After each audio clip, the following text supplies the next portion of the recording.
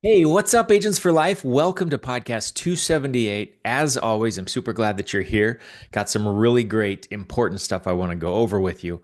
But first, just kind of recapping my week. It was interesting because this was a week that wasn't great with production. Okay, wrote a few apps, kind of smaller ones. Didn't do a lot in production because I was so busy with the building side and training and onboarding new agents. So it was a little bit of a kind of a love hate. I would love every week to be able to do both tons of production and tons of building. And if you figure out how to make that work, let me know because I am still trying. Usually, if I have a great production week, it means that my building side has suffered a little bit and vice versa. And this week was no different. Had a great week though in aspect of building my team and onboarding. We got so many new agents coming on board. It is a great time to get into this industry. Some of you might be some of the new agents listening, and if you are, welcome. I'm glad you're here. I'm really, really excited about some of the new folks that are joining our team. So, um, with that though, let me jump into a mic drop thought. And this is really just it's actually a sales training thought. And I picked it up from one of the DRTs several weeks ago. Credit to Connor Jones. This is where it came from. So thank you, Connor, for that. But he has a really interesting way of closing his policy, his appointment, and transitioning to the sale. It's a two-part close, and he gets first permission from the person that is being covered, and then permission from the spouse on the budget. And I've never done it that way before until he explained that. So this is something that I want to start doing, and you're welcome to as well. It's worded for a mortgage protection appointment. However, you could adjust the words as needed for somebody in doing a regular life insurance. So, first of all, identify where the greatest need is. And usually we like to pick one person who needs the coverage the most, right? So we zero in on that, try and make that get that coverage in place, and then we can turn and try and do a second sale with the spouse. But with prioritizing, you find the person or that situation that needs the coverage the most, and you ask that person, which of these options would put you in the best position with regard to your home? That's how Connor phrased it, and I like that. Which of these would put you in the best position with regard to your home? And then turn to the spouse, Mr. Jones or Mr. So and so. Can you prioritize premium amount in your budget to get this protection in place? So, can you prioritize $87.23 in your budget to get this protection in place? So, what that does is not only emphasize the need, but then clarify and emphasize and solidify, I guess, the decision to prioritize. Love that word, prioritize. Can you prioritize $87? Now, what spouse is going to say no to that question? Right after hearing their spouse say, yes, I need this. This would be great. This would be what's ideal for me in regard to my home. Turn to the other spouse. Can you prioritize $160 or 87 or whatever it is? They're going to say yes because they're sitting right there next to their spouse. Why would they say no? So I like that because it's a two-part close, and you're getting buy-in from both parties. So take it for what it's worth. It's how he does it, and I love that. I love that approach. You can adjust the words, for whole life or term if you're just running ethos leads or whatever. But wanted to throw in that little mini nugget that I got a few weeks ago. But let's get on to the training. Now, this is the good stuff. This is mindset week. I haven't done one of these in a long time. I've done a lot of sales trainings, some product trainings, but I haven't really touched on mindset lately. So, you know me, I can't go very long. Those soft skills, habits, how we think, how we show up, the drive, the motivation, the energy, like that's such an important part of our business because if you're not managing your mind and your thoughts and your feelings and your actions ultimately, it doesn't matter how good you are, you're not going to make it. Okay. So this is the phrase that caught my mind, caught my attention. He said, "You're never going to feel like it."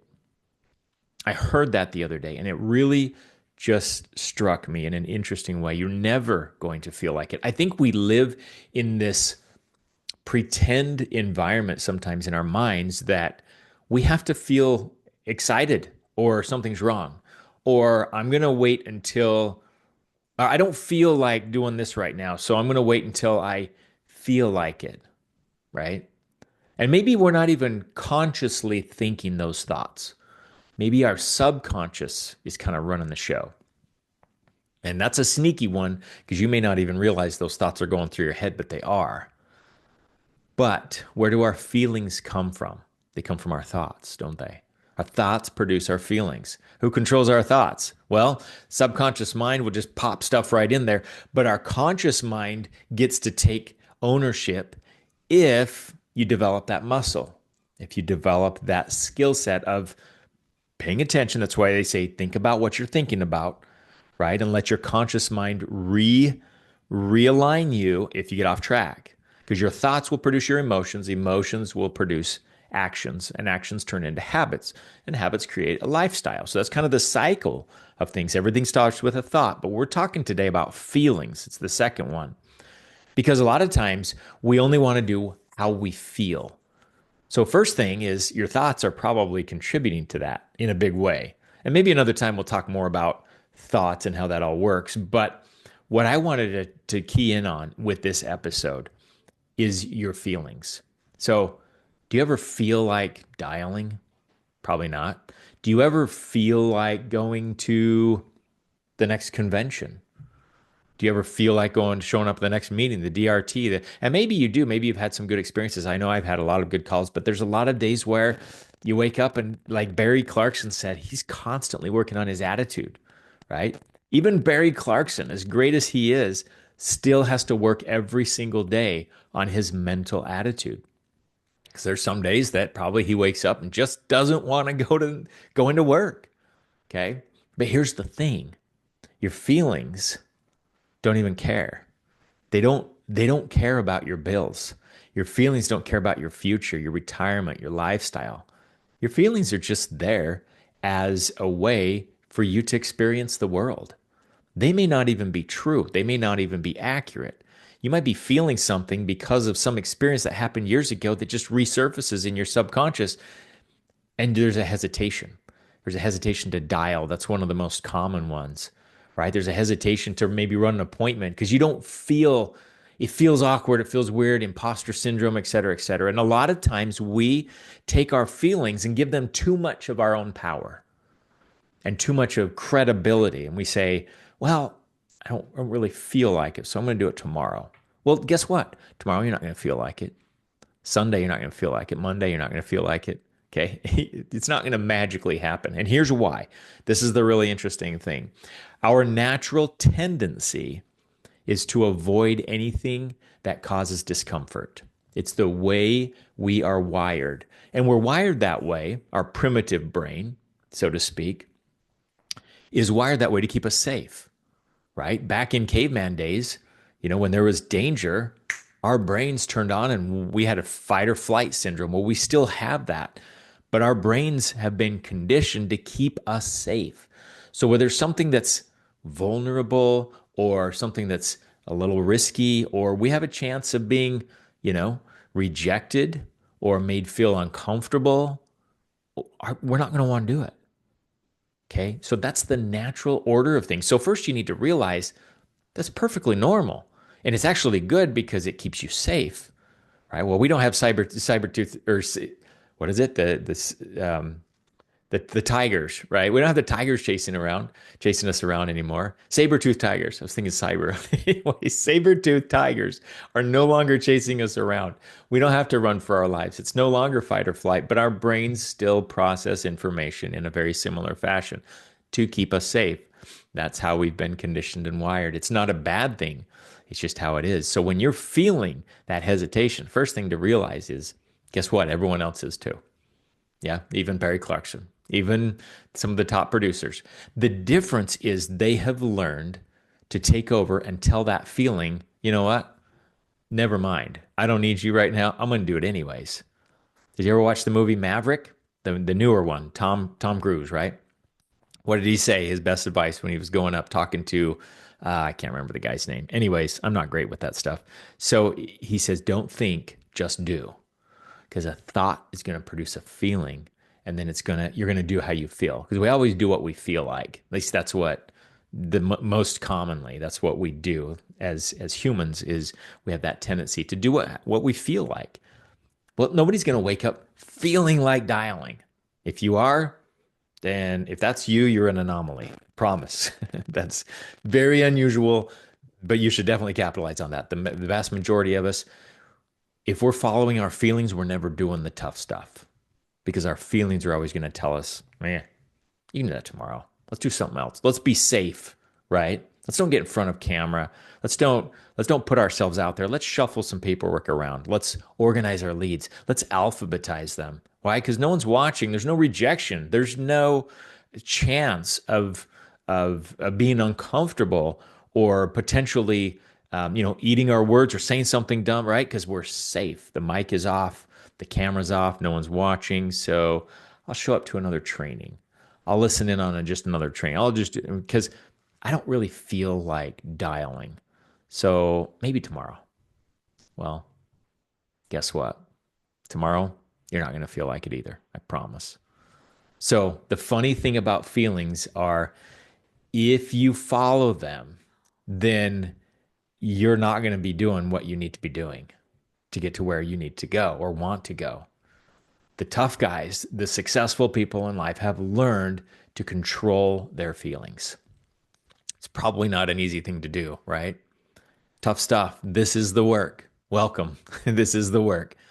Doing stuff in spite of feelings to the contrary. I don't want to dial today. You know what? Who cares? I got to pay my bills, right?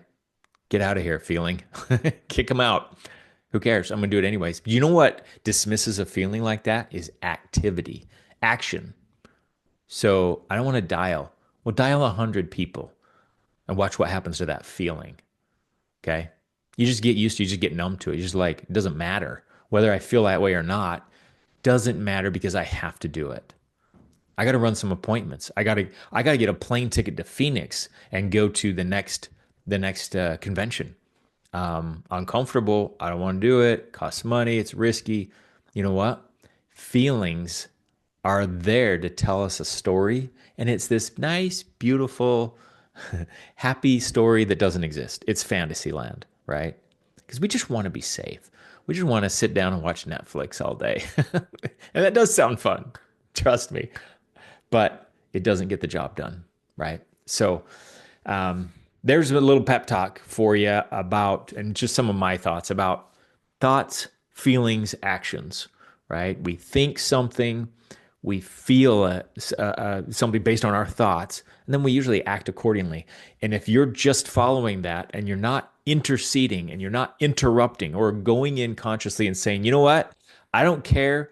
You can go get lost. I got work to do around here, right? If you don't take the reins, your conscious mind, that precious thing that God gave you, that most other species don't have, I don't think any other species has, that we can control and direct our thoughts toward a goal, and we can change and we can say, I don't like that about me. I'm going to start doing something different.